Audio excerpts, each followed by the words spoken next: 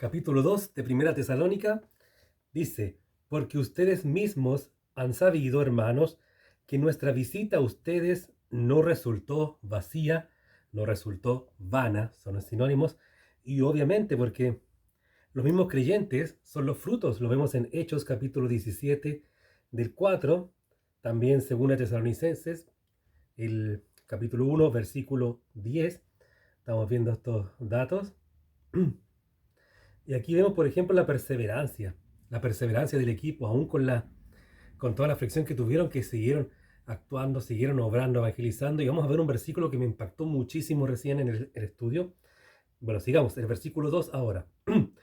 Pues habiendo antes padecido y sido ultrajados o tratados con insolencia, en Filipos, lo vemos en Hechos 16, como han sabido, tuvimos de nuevo en nuestro Dios para anunciarles el Evangelio de Dios en medio de gran oposición. Me pegó muchísimo este versículo. ¿Cuántas veces he estado en problemas, en luchas personales y me digo, oh, no puedo evangelizar, no soy digno, no soy capaz, etcétera?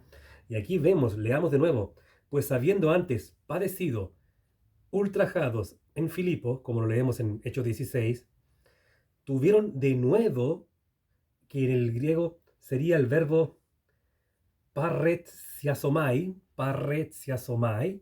que significa hablar abierta o valerosamente, actuar con confianza o denuedo. Ya, como saben, tuvimos denuedo, es un solo verbo, en nuestro Dios para anunciarles el Evangelio de Dios en medio de gran oposición. Qué tremendo versículo de apoyo, qué tremendo ejemplo, una promesa para decirle al Señor: Señor, el equipo de Pablo, Silas y Timoteo tuvieron estas aflicciones y aún así pudieron ellos predicar tu evangelio. O si tú tienes servicio de obra, de diaconado, etcétera, Señor, ellos aún pudieron seguir con su ministerio. Ayúdame a mí en esta aflicción que estoy a poder seguir ayudando, a poder seguir sirviendo, a seguir obedeciéndote. Qué fuerte este versículo, me pegó bastante. Para anunciarles el evangelio de Dios en medio de gran oposición.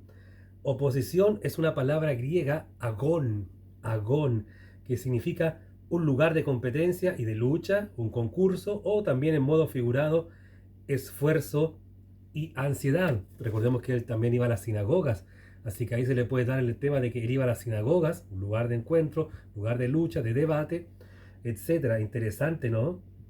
Estamos recién en el versículo 2. Vamos al 3.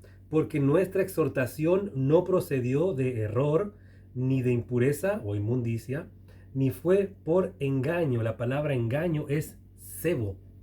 Cebo, ¿sí? Cebo como el que le ponen a las cañas de pescar para tomar pescaditos. Y después, ¿qué es lo que vemos acá? Y después dice en el versículo 5, me adelanto un poquito, dice: porque nunca usamos de palabras lisonjeras, como saben, ni encubrimos avaricia. El 6, ni buscamos gloria de los hombres, ni de ustedes, ni de otros, etcétera. Ahí está, eso es lo que se refiere por eso la palabra al cebo, al hecho de decir, ya les hablo del Evangelio, pero a cambio me voy a enriquecer. No, ellos no hicieron eso. En el versículo 3 lo dejan clarito, porque nuestra exhortación no procedió de error ni de impureza. Versículo 4, sino que según fuimos aprobados, ojo con esto, aprobados por Dios para que se nos confiase el Evangelio, así hablamos, no como para agradar a los hombres, sino a Dios que prueba nuestros corazones. Es el mismo verbo. Es que el verbo en griego, por lo que estaba viendo acá, es el verbo probar, que también tiene el significado o la acepción de aprobar. A eso se refiere. Pero es traducido en el primero como aprobar y en el segundo como probar. Entonces vamos a repasar. Sino que según fuimos aprobados, ya, por Dios para que se nos confiase el Evangelio, así hablamos. ¿Cómo somos aprobados por Dios? A través del Señor Jesucristo. Claro, y el apóstol Pablo, ¿cómo fue aprobado? Hechos 9:15, ahí se le da la misión específica a Pablo, específica para él, pero el mandato para los creyentes está en Hechos 1:8, en Mateo capítulo 28, también en Marcos 16, aunque usted sabe que Marcos 16 al final no aparece en los textos griegos originales, pero bueno, para que se confiase el Evangelio. Así hablamos, no como para agradar a los hombres. Ahí usted puede tomar Primera de Samuel 15:22, en su concordancia versicular o en su referencia, como usted le quiera llamar, porque dice el Señor Jesucristo que Él se complace en la obediencia más que los sacrificios, ¿ok? Sino a Dios que prueba nuestros corazones.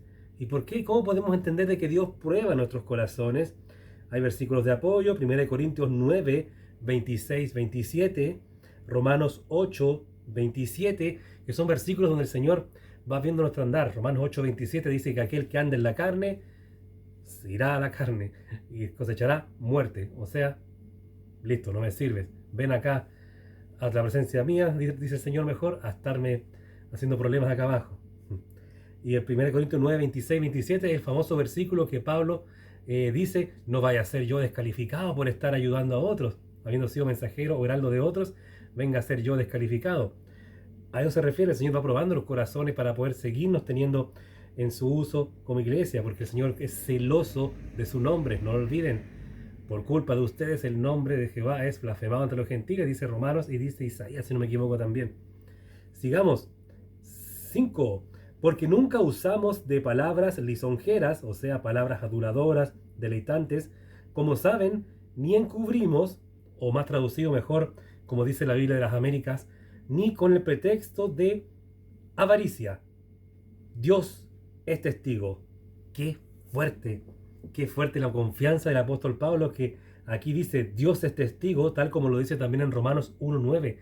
Estas dos ocasiones, no sé si hay otras más, pone a Dios como testigo. Imagínate, hermano querido, hermana, ¿tú eres capaz de decir: pongo a Dios como testigo de que yo hago esto siempre? ¿Pongo a Dios como testigo de que yo estoy buscando ser mejor cristiano? Qué tremendo, ¿no? Yo lo veía, qué desafíos, y por eso le digo, 1 Tesalonicense, llevo apenas estudiado 16 versículos, porque me falta uno todavía hoy día, y me ha golpeado muchísimo en lo personal. También viendo cómo está la iglesia hoy en día. Wow, buenísimo, sigamos. Dice: nunca usamos las de palabras lisonjeras. Dios es testigo. Bueno, ahí ustedes pueden revisar también segunda de Pedro, capítulo 2, del 1 al 3, donde se ve la profecía de que sí van a haber hombres que se aprovechen de la gente, de los hermanos, etcétera. Eso lo vemos ahí. En Pablo obviamente no, porque Pablo no es eso. Y vamos al 6, el último de hoy día. Ni buscamos gloria de los hombres, hombres, la palabra griega que se usa para hombres y mujeres, de los seres humanos, ni de ustedes, ni de otros, aunque podíamos serles carga como apóstoles de Cristo. Recuerden, no está prohibido en la Escritura de que haya pastores u otros líderes de la iglesia a tiempo completo. La iglesia puede también mantener con un sueldo pastoral, sueldo ministerial, como se dice, a sus líderes en la iglesia si son muy necesarios tenerlos así. Algunos enseñan que no, que el apóstol Pablo, él trabajaba en las tiendas, sí, exacto, pero él dice que fue su opción personal, su opción personal. No dice que eso es un absoluto, no. Así que si tú tienes un pastor que vive del evangelio con su sueldo pastoral, estás bien. Si tú tienes un pastor o pastores que no están viviendo del evangelio, también está correcto. La Biblia no condena a ninguno de los dos, ni exalta a ninguno de los dos. Ya. Serles carga como apóstoles de Cristo. Una pequeña enseñanza. Carga en el griego, a diferencia del español, tiene dos palabras. Varos, que es una carga pero tremenda, así que hay que llevarla entre dos personas, una carga que entre dos o más personas, y está la otra que es fortion, que es más parecida a porción, y sí, se refiere a la carga que uno puede llevar uno solo. Esto se ve demasiado en Gálatas 6 del 1 al 5, si no me equivoco. Ahí dice carga, carga, carga, carga, y son diferentes palabras en el griego, pero en el español son traducidas con la misma. Un dato que te doy. Entonces aquí usa la palabra varos, que es la carga grande. Nunca te vas a olvidar. Si carga es varos, hazte la idea de un barco, algo grande, pesado. Si es carga, dice fortion, hazte la idea de una porción, o sea, algo chiquitito. Secreto, ¿eh? Ya. Entonces, ahí está. No quisimos hacerle carga, o sea, hacerle algo pesado como apóstoles. Aunque no es pesado bendecir a los pastores o a los líderes, menos ofrendar a la iglesia, nunca debe ser pesado. Si para ti es pesado, hermano, yo revisaría tu conversión o tu madurez en Cristo, porque estamos llamados nosotros a sostener la obra, no recibir la donación del político en campaña o ayudas municipales u otro tipo de ayudas que siempre la prioridad es la iglesia, sosteniendo la iglesia. Bendiciones.